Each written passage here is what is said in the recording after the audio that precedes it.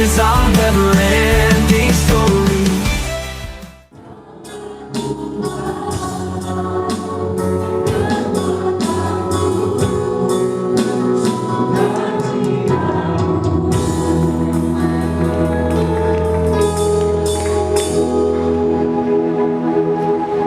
Benar Tuhan, kami boleh lalui hari-hari di tahun ini hanya karena kasih-Mu Tuhan.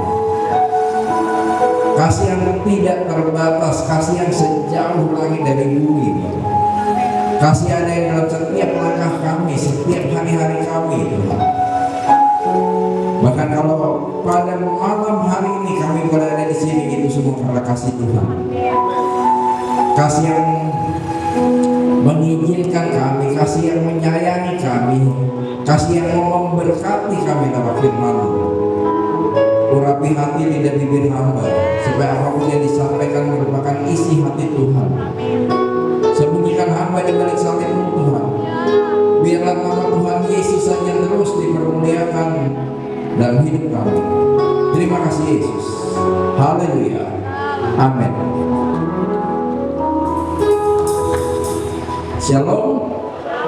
Shalom. Gimana Natalannya? Udah tambah berat badan? Oke. Apa kolesterol? Udah kolesterol. Soalnya makanan Natal tuh nggak ada yang sehat, bener nggak saudara? Mulai dari babi, kue-kue yang manis, iya, gula darah naik, aduh.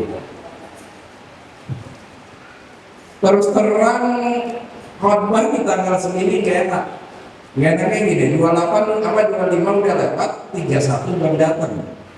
Mau ngomong Natal, saudara udah dengar khotbah beribu-ribu khotbah Natal. Mau ngomong tahun baru belum waktunya, benar nggak saudara? Oke, tapi sedikit kita bahas, kita lihat, bisa slide-nya bisa dibantu. Pesan Natal yang akan saudara bagikan kepada teman-teman saudara, kepada orang-orang yang saudara kasihi. Kita lihat selanjutnya, tema Natal yang diberikan oleh Gembala saudara yang Matius 1 ayat 18. Temanya dari Gembala saudara ini nih, kita baca bersama-sama. 3, 2, 1. Kelahiran Yesus adalah seperti berikut. Pada waktu Maria ibunya bertunangan dengan Yusuf, ternyata Roh Kudus sebelum mereka hidup sebagai suami istri. Ini sekedar pengetahuan. Hamil dulu apa tunangan dulu?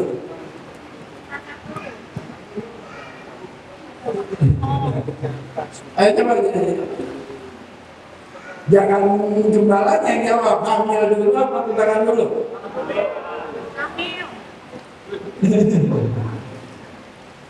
Tunangan dulu. Nah ada di Israel gini, kalau saudara udah tunangan sebelum nikah, untuk membatalkan tunangan aja itu perlu prosesi. Jadi ada semacam perceraian atas tunangan di Israel itu ada budaya seperti itu di Yahudi. Oke. Pada waktu Maria ibunya bertunangan dengan Yusuf, ternyata ia mengandung dari Natal berbicara tentang apa? Kelahiran Yesus. Nah, sebelum lahir Yesus dikandung. Kandung dari Roh Kudus. Jadi awal dari Natal Roh Kudus.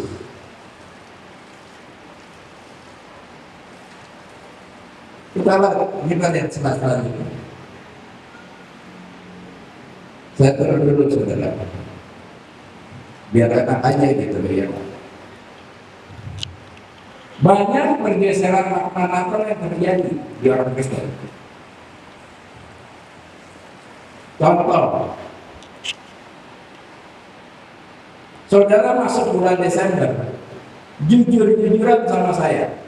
Saudara masuk bulan Desember nih, yang ada di kepalamu kelahiran Yesus apa pengeluaran yang pertama?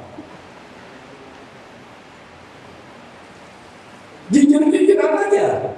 Masuk bulan Desember, yang saudara pikirin, wah udah mau Desember nih, pengeluaran apa kelahiran Yesus? Sebuah pergeseran yang jelas tuh. Bahkan gereja-gereja juga begitu. Lebih mikir pengeluaran, lebih mikir bikin panitia Natal, lebih mikir nyari dana dari mana daripada kelahiran Yesusnya. Benar kan?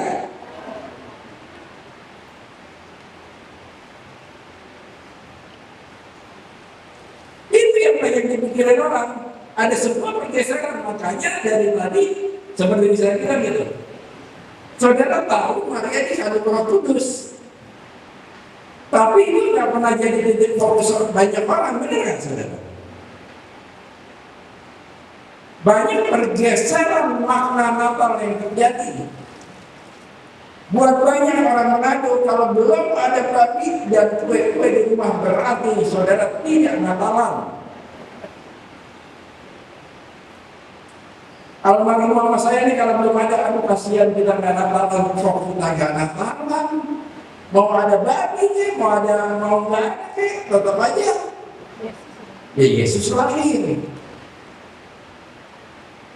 Mau ada baju baru mau enggak tetap aja Yesus lahir. Mau ada panitia Natal, mau enggak tetap aja Yesus.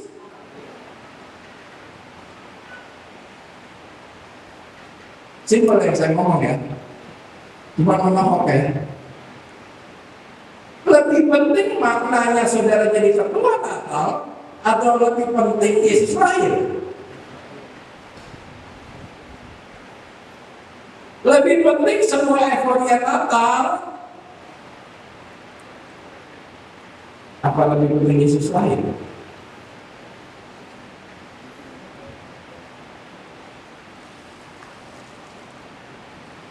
Kita lihat pergeseran lagi. Slide selanjutnya. Palungan.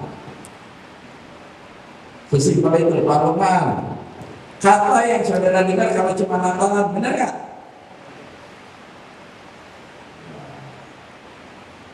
Palungan tempat apa sih? Enggak, dalam peristiwa Natal, palungan tempat apa? Tempat bayi Yesus tidur, benar nggak saudara? Aslinya palungan tempat makan binatang. Domba binatang yang memamah biak. Dia makan mulut, dia telan, dia makan, dia telan. Habis itu apa yang dia lakukan? Dikeluarkan lagi, baru dikunyah. Dengan kata lain, betapa kotornya palungan.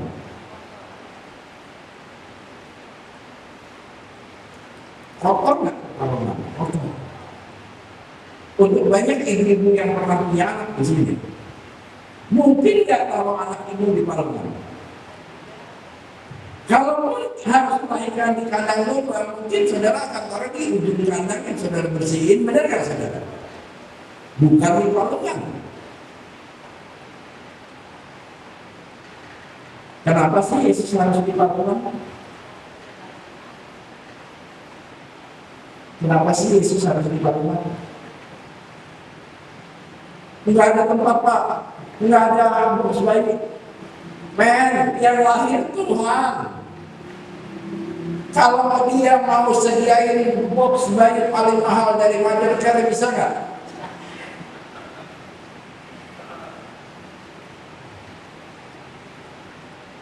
Kalau dia mau sediain spring bed king coil buat dia lahir, bisa nggak?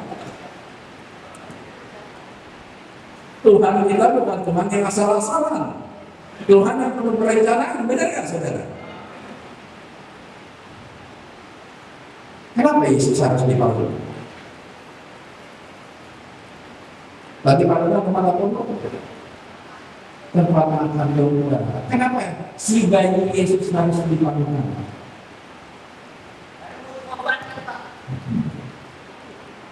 Alkitab berkata,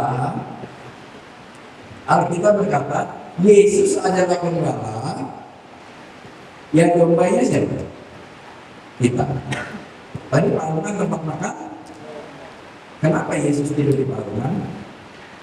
Karena dia mau bilang, tubuhku benar-benar makanan, darahku benar-benar benar. Dia tidur di situ buat saudara makan. Si bayi yang tidak berdosa tidur untuk saudara makan. Pergeseran mana? Kita nggak pernah ngerti, kita lebih sibuk.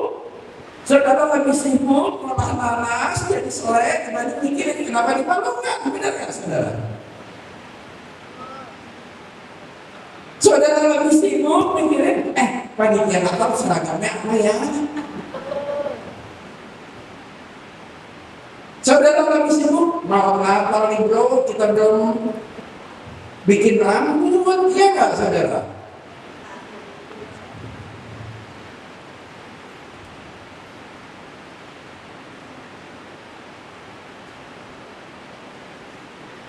Kandang domba, oke. Kandang domba. Kenapa Yesus lahir di kandang domba? Apa yang saudara tahu deh selama ini? Kenapa Yesus lahir di kandang domba? Nggak ada tempat yang dia, oke. Semua penginapan penuh, benar ya? Sekali lagi saya mau bilang, yang lahir Tuhan bukan. Kalau dia mau buat rumah sakit paling bagus, paling bersih, paling mahal, kosong buat berakhir bisa nggak? Dia pilih di mana? Kandang. Kenapa dia pilih di kandang? Kandang domba tempat apa sih? Kandang domba tempat apa? Ya tempat domba, benar nggak? Tempat domba ngapain? Tempat papa domba, ketemu mama domba, benar nggak? Tempat papa domba, ngobrol sama si domba. Kenapa Yesus melahir di kandang domba? Seperti tadi saya bilang, siapa sih yang domba sebetulnya? Saudara dan saya. Karena dia bukan hanya mau lahir di dunia, tapi dia mau lahir di kehidupan saudara dan saya. Amin saudara. Dia mau ada di saat saudara, di saat papa domba ketemu mama domba, dia mau ada. Dia mau ada di saat papa domba lagi marahin anak domba karena bandel, dia mau ada. Dia mau ada di saat domba-domba lagi nongkrong, mungkin lagi ngobrolin. Atau dia mau ada di saat ibu domba lagi ngosip, benar nggak saudara? Dia mau ada di kehidupan saudara dan saya. Amin. Sama seperti saya bilang, dihantar dari Roh Kudus. Saudara nggak pernah, enggak.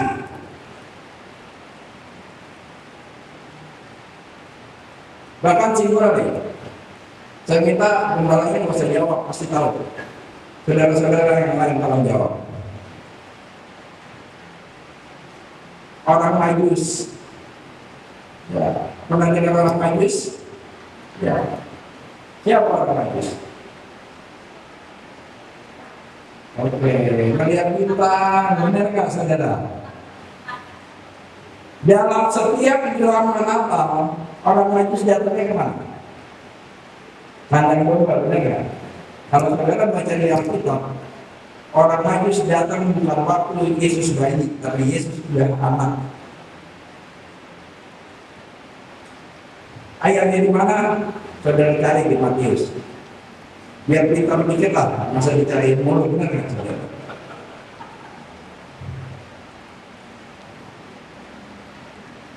Orang Majus datang di rumah dan di kandang, ditulis di Alkitab. Jadi jangan lagi bikin drama Natal, orang Majusnya datang di kandang, nggak pada tempatnya, saudara. Orang Majus datang melihat apa? Bintang. Ini simpel. Waktu Yesus lahir ada.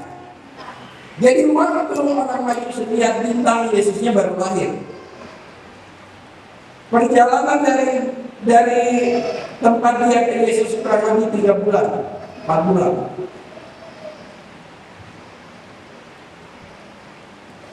Pergeseran apa?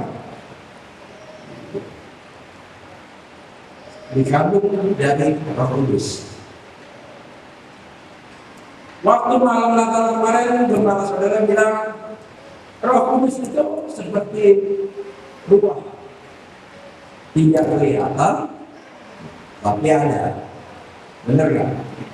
Hari ini saya terusin di kata-katanya gembala saudara. Coba kita lihat selanjutnya.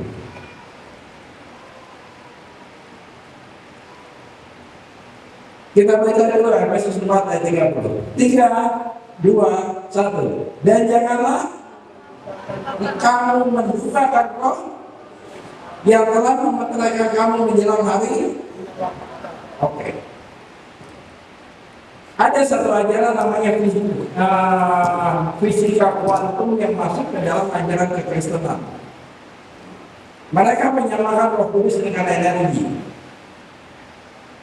Udahlah, kalau dengan begitu nggak usah didengar, itu nggak benar itu. Jadi gini, kalau energi, misalnya energi listrik gitu kan, listrik hasil induksi, jadi listrik, energi listrik, ruang, oksigen yang jalan, mereka punya perasaan? Enggak, tapi Roh Kudus punya. Roh Kudus bukan sekedar, tapi Roh Kudus adalah pribadi. Ayat ini menjelaskan dengan jelas. Hanya seorang pribadi yang bisa berbuka.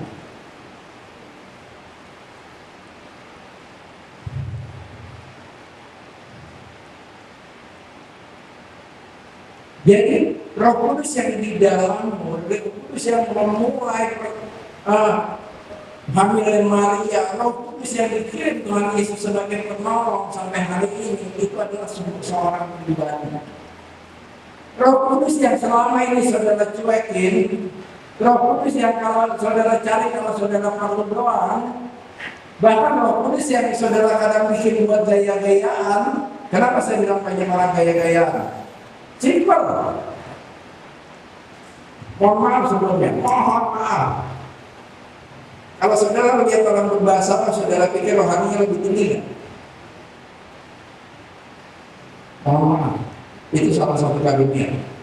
Bukan berarti lebih tinggi karena ada karunia berbahasa, ada karunia menasehati, dan semuanya hanya bonus.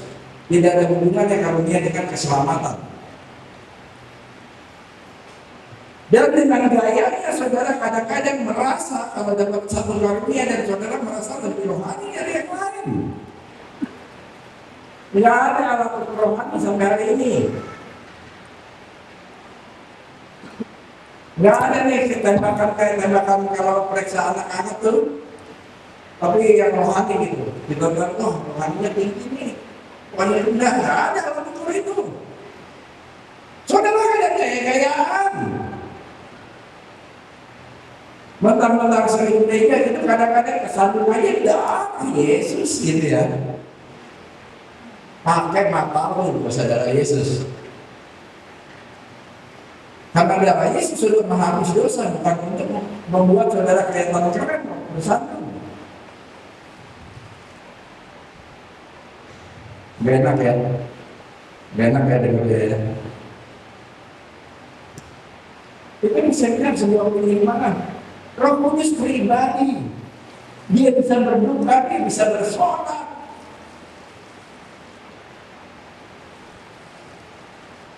Dan dia ada di dalam Tuhan. Kita lihat slide selanjutnya. Bahkan saya bacakan untuk saudara dalam 1 Korintus 6 ayat 19 sampai 20. Atau tidak tahukah kamu bahwa tubuhmu adalah apa baik? Rumah. Apa rumah? Tempat tinggal. Berarti sebaliknya Roh Kudus sekarang berdiam di mana? Di tubuh kita. Terus saudara masih berani berzina, saudara masih berani mencuri,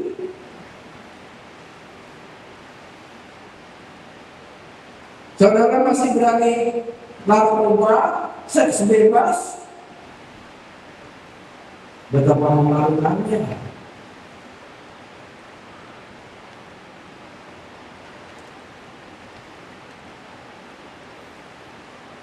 Yang diam di dalam kamu, Roh Kudus yang kamu peroleh dari Allah dan dibawa kamu, bukan milik kamu sendiri, yang kita bilang. Sebab kamu telah diberi dan harganya telah lunas dibayar, karena itu memuliakan Allah dengan memuliakan Allah dengan bukan memuliakan dirimu sendiri. Mumpung Natal nih, jadi ngomong bebas, benar kan saudara? Bahkan mohon maaf, banyak pelayan-pelayan Tuhan di depan mimbar bukan untuk kemuliaan Tuhan, tapi untuk buat kemuliaan dirinya sendiri. Banyak sehingga lebih penting rambutnya dicatat dibanding dia hafal Alkitab. Apa dia punya daripada dia hafal lagu.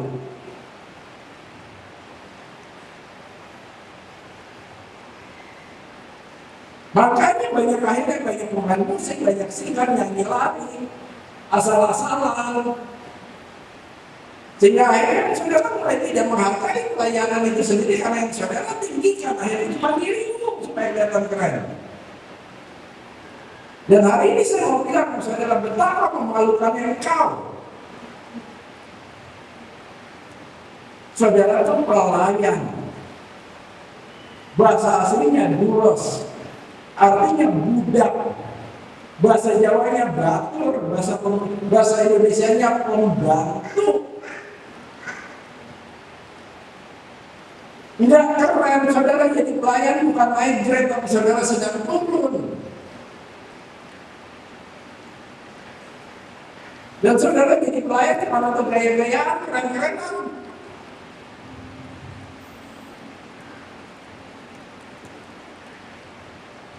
Betapa memalukannya.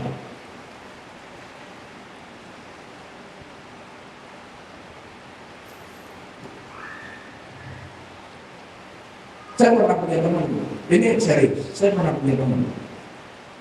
Di Hakim Firdaus tulis, jangan pernah kau menghadap Allah dengan pada saat kau setelah minum anggur manis. Ada ya kita. Saudara cariannya sendiri. Saya udah bertanya dia. Suaranya bagus, suaranya bagus, tapi karena dia gak pede, bukan dia datang ke Tuhan dan berlutut, setiap kali dia jadi dia mesti minum atau dia mesti pakai narkoba. Nggak lama 4 bulan mati di mimbar.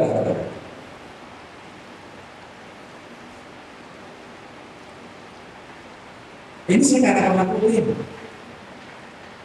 Tapi tolong, Roh Kudus yang ada di dalam engkau, dia adalah pribadi yang kau ajak, pribadi yang kau sertakan, pribadi yang akan ikut memuliakan Allah pada saat engkau menyanyi memuji Tuhan, pada saat engkau bermain musik memuji Tuhan.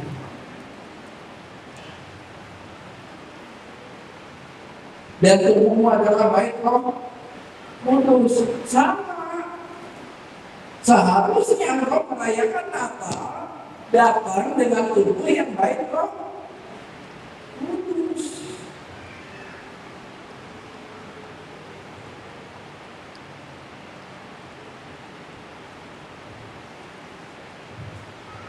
Saudara bisa tanya sama kepala saudara. Saudara khotbah di atas 5 tahun, lu usah persiapan pun bisa ngomong apa aja di depan. Tapi tanggung jawab kita sebagai hamba Tuhan, jangan pernah berhenti persiapan.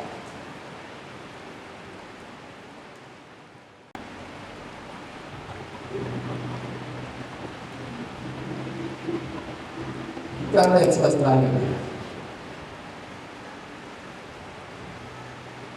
Kita baca bersama-sama ya. Saudara ikutin saya. Saya baca, saya ucapkan satu kalimat. Saudara ikutin saya. Oke? Natal bukan sekedar perayaan. Satu kali lagi. Natal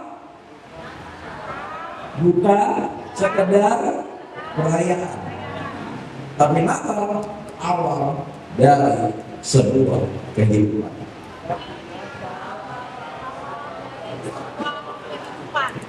Dan yang mengawali apa tadi? Roh?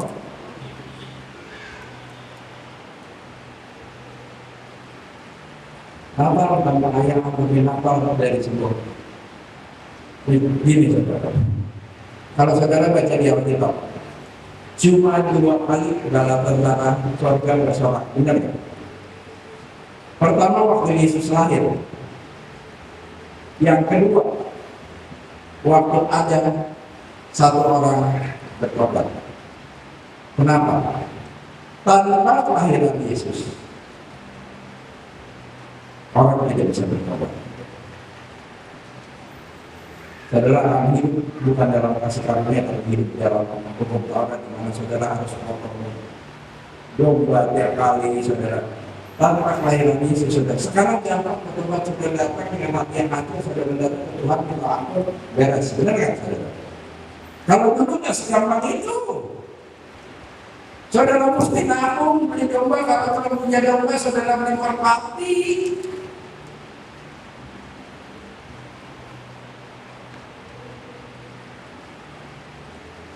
Natal adalah sebuah awal kehidupan yang baru. Natal sebuah awal kehidupan yang baru. Dan kehidupan itu dimulai dengan Kudus.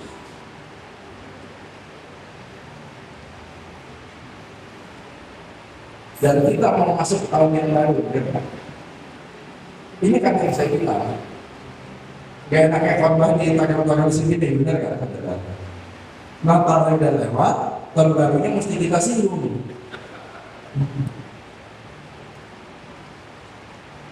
Kita nggak masuk tahun baru. Nggak berasa 2025 lewat gitu aja, benar nggak? Nggak berasa. Nggak berasa tambahannya pun setahun lagi, setahun lagi, setahun lagi.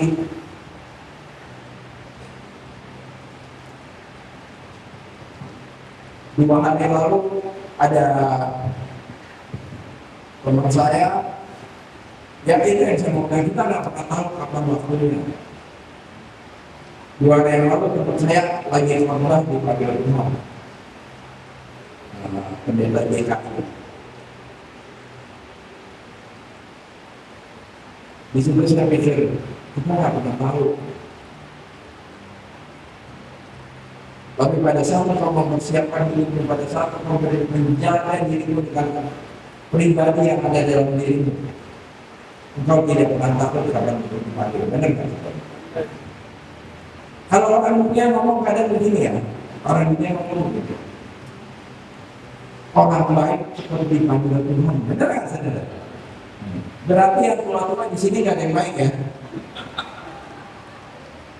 Dipanggilnya lama gitu. Enggak gitu.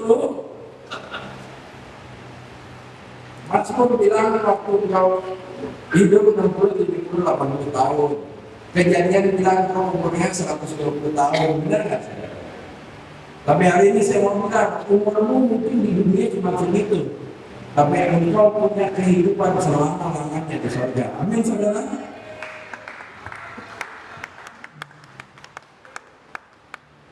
Kita lihat selanjutnya udah 40 menit, udah mau 40 menit.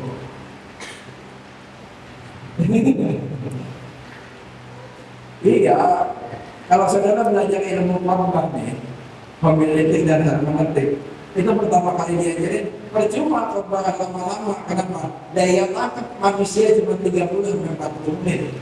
Sisanya, apa yang saudara ngomong kagak ketangkap, otaknya nggak cukup. 30-40 menit yang artinya bagus. Yang bodoh-bodoh 20 menit kali saudara. Ini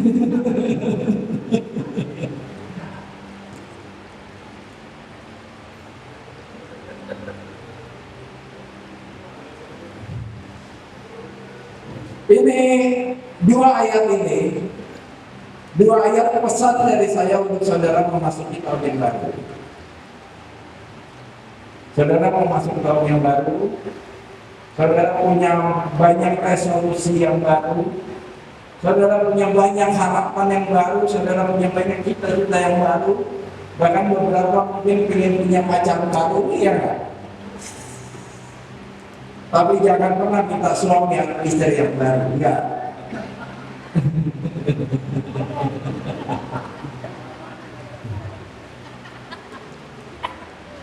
Kadang-kadang orang begitu sih, ya kan? Pak, suami saya itu begini, semua kejelekan yang dia ngomong.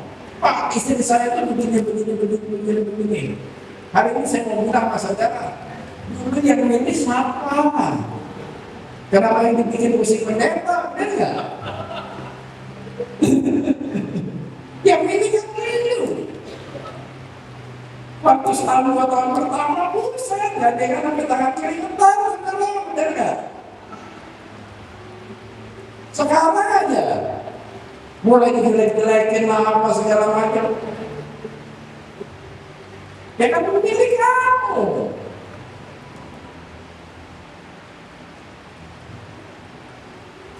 Dua ayat ini menjadi ayat yang saya berikan buat saudara. Saudara mau ingat atau enggak, terserah saudara. Saudara mau terima atau enggak, terserah saudara. Saya sih ngasih aja. Saudara mau terima, puji Tuhan. Enggak juga. Alkitab bilang kalau saya ngasih berkat, saudara nggak terima, berkat itu baliknya ke saya juga. Sama kalau saudara dengar orang shalom gitu, saudara nggak bilang shalom, berkat shalom kan artinya damai sejahtera, saudara. Itu baliknya kepada yang mengucapkan, itu ada di Alkitab. Kapan-kapan lah, bukan dalam kondisi Natal. Kalau enggak, kalau saudara konsel tanya aja, bentaranya setahun. Kalau dia lupa kan dia punya PR cari lain, benar nggak saudara?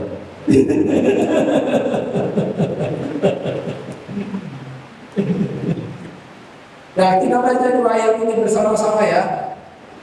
Ini kado tahun baru saya buat saudara. Matius 9 ayat 16 sampai 17. 3, 2, 1. Tidak menambahkan oleh kain yang belum susut pada baju yang tua. Karena jika demikian, kain penambal itu akan mencabik baju itu lalu makin bersama. Demikian begitu pula tidak diisikan ke dalam. Karena jika demikian, anggur itu terbuang dan kantong itu pun hancur. Tapi anggur yang baru disimpan orang dalam kantong ya. Dengan demikian terpeliharalah. Ini saudara ingetin, saudara baca di rumah, saudara ingetin. Gini, saya mau kasih analogi begini. Saudara ganti jam tangan. Saya kasih tahu, saudara mau bisa ganti jam tangan sehari 10 kali pun, tapi saudara tidak pernah merubah waktu. Jam tanganmu tidak pernah merubah waktu. Saudara mau ganti kalender tiap hari. Dari yang kecil meja, gantung, atau apapun, dia tidak pernah berubah tanggal. Saudara memasuki tahun berapapun, kalau kau tidak pernah berubah hidup tidak akan pernah berubah. Bukan tahunnya yang baru, tapi bagaimana cara kau melihatnya. Engkau memasuki tahun yang baru dengan cara hidup yang lama, akhirnya berkat yang lama yang kau dapat. Kalau engkau mau dapat berkat yang baru, hidup dengan cara yang baru. Hiduplah dengan cara yang baru. Saudara boleh tahu ilmu baik Allah, saudara tahu ilmu baik Roh Kudus. Ajak ngobrol dia pribadi. Tuhan bilang dia ada bersamamu, dia akan menolongmu. Yesus bilang begitu.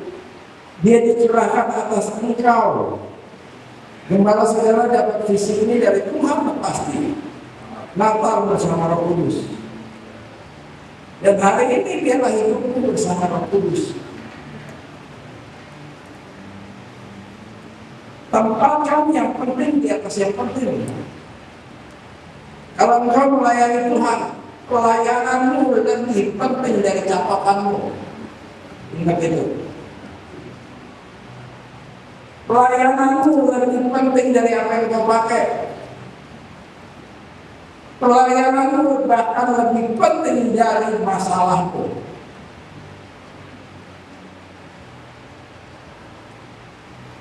Dan hari ini saya mau bilang, kalau saudara melayani Tuhan bahkan untuk mencari pujian atas diri sendiri, Alkitab berkata saudara tidak dapat berkat dari Tuhan. Karena kalau saudara mendapat upahmu di bumi, tidak ada lagi upahmu di surga. Itu yang akan kita katakan. Roh Kudus yang Tuhan kasih, Roh Kudus yang ada di dalam engkau, itu yang akan memimpin engkau di tahun yang baru, dengan hidup yang baru, dengan berkat yang baru, dengan cinta yang baru.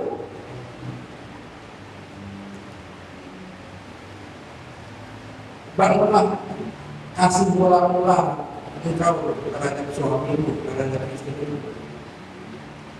Kapan lagi mau bertobat? Kita nggak pernah tahu dipanggil kapan. Kalau engkau belum menikah, kalau engkau masih punya orang tua, selama orang tuamu masih hidup, kasih dia.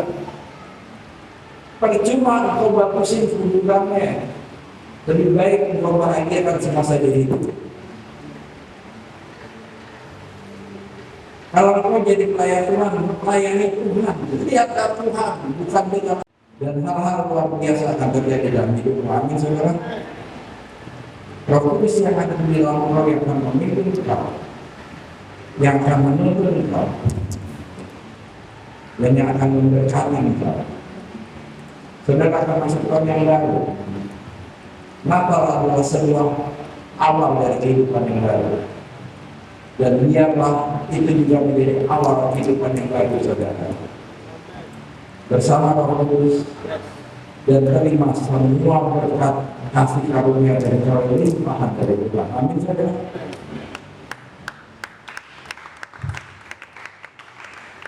Sebagai penutup, saya undang WL dan pemain musik. Kita nyanyi satu lagu lama. Roh Kudus kau hadir di sini. Roh Kudus ku mengasihi.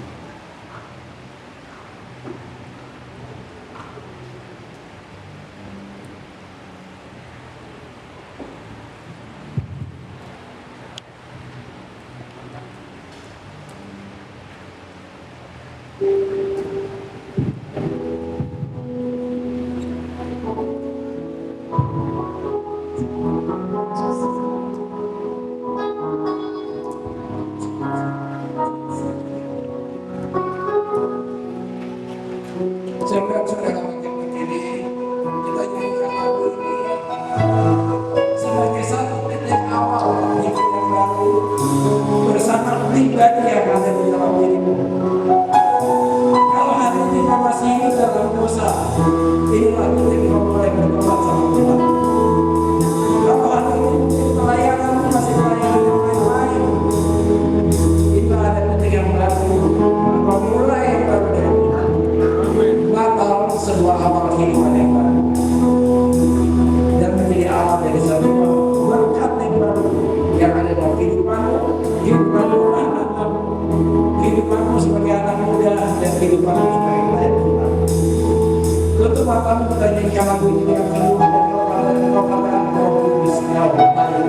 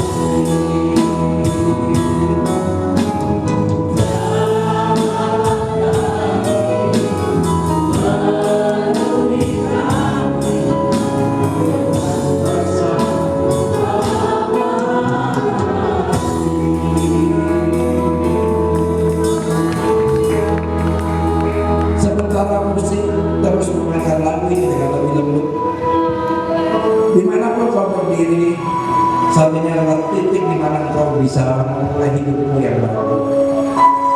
Kalau engkau masih hidup dalam roh perzinahan, engkau hari ini bisa minta ampun. Kalau hari ini mungkin engkau sebagai pelayan Tuhan tidak bersungguh-sungguh, engkau bisa minta ampun. Kalau engkau hari ini masih hidup dalam segala macam bentuk dosa, engkau bisa minta ampun. Kita tidak menambahkan kain yang lama pada hidup yang baru. Kita tidak membuat memasukkan anggur yang baru di dalam kotak yang lama, di dalam kantong yang lama, tapi kita buat kantong yang baru untuk berkat yang baru. Hari ini adalah detik engkau bisa melangkah. Hari ini adalah detik engkau bisa bertobat.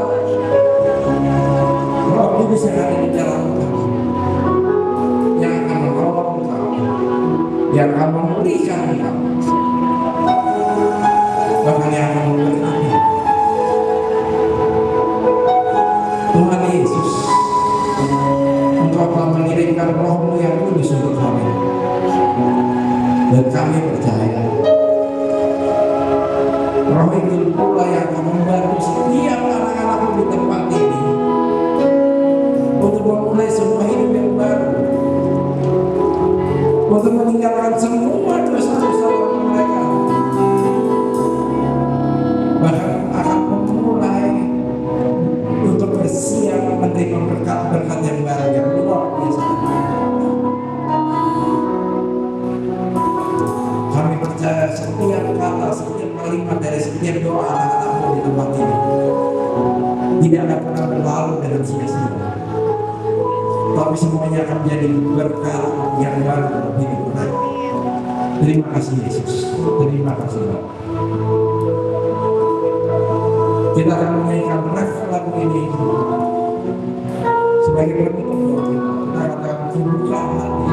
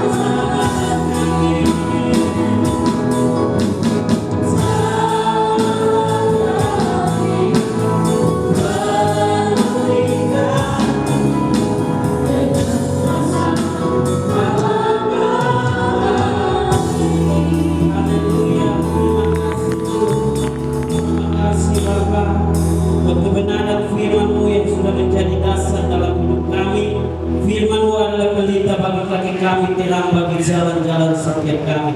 Berkati Pastor Manro yang sudah memberkati kami lewat kebenaran firman-Mu. Berkati dengan berkat yang melimpah, bahkan dimanapun berada berdiri melayani, bahkan dalam keluarga Tuhan tolong. Dalam nama Tuhan Yesus, berkat Abraham, Ishak dan Yakub kiranya turun atas hamba-Mu. Percaya bahwa berkat yang dari surga. Terima kasih Tuhan, terima kasih Bapa.